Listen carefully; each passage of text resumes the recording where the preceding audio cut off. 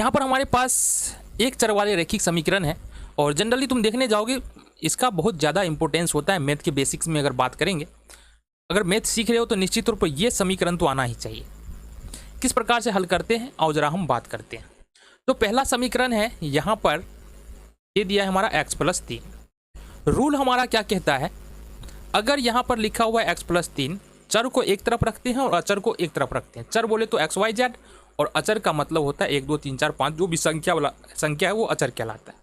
तो हमने कहा चर को एक तरफ रखना है, मतलब x एक तरफ रहेगा और इस वाले अचर को यानी 3 को 10 के तरफ ले जाएंगे।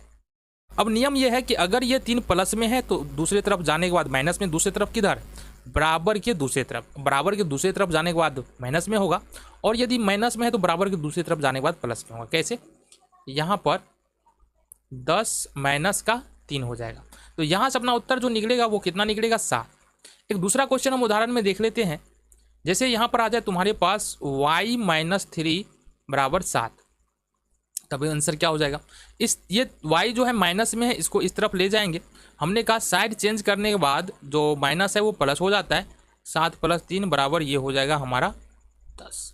ये उत्तर हो जाएगा। आ जाओ जी, ये बातें समझ में आ गए। चलो जी देखते हैं अगले प्रश्न कैसे कर सकते हैं अगले प्रश्न को।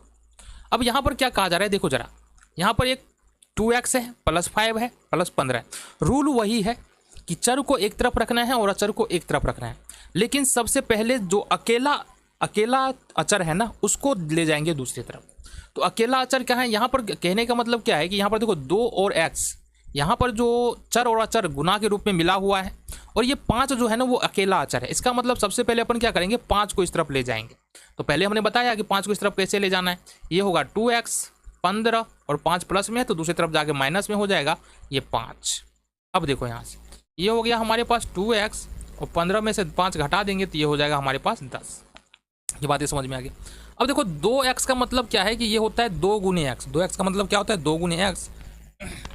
तभी हमको करना क्या है, ये गुना में है, इस वाले जो अचर है, 2 जो अचर है इसको क्या करना है ना दूसरी तरफ ले जाना है, मतलब इस तरफ ले जाना है।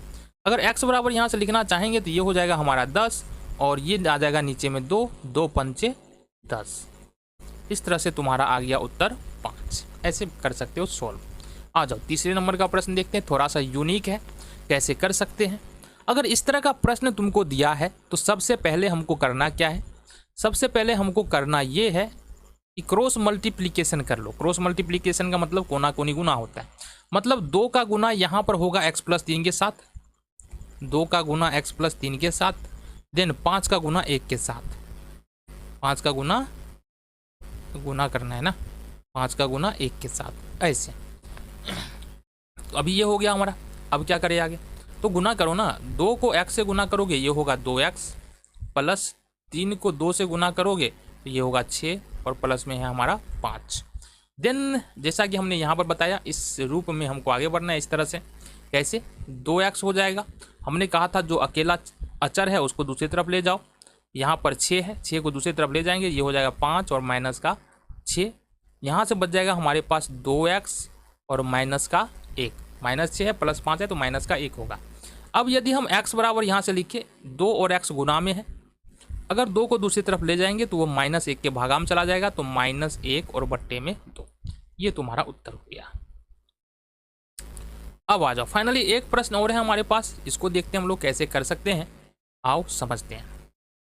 यहाँ पर क्या है, यहाँ पर 2x + 5 है, मतलब इधर चर अचर वाला पद है, +5 है, फिर इधर 5x - 5 है।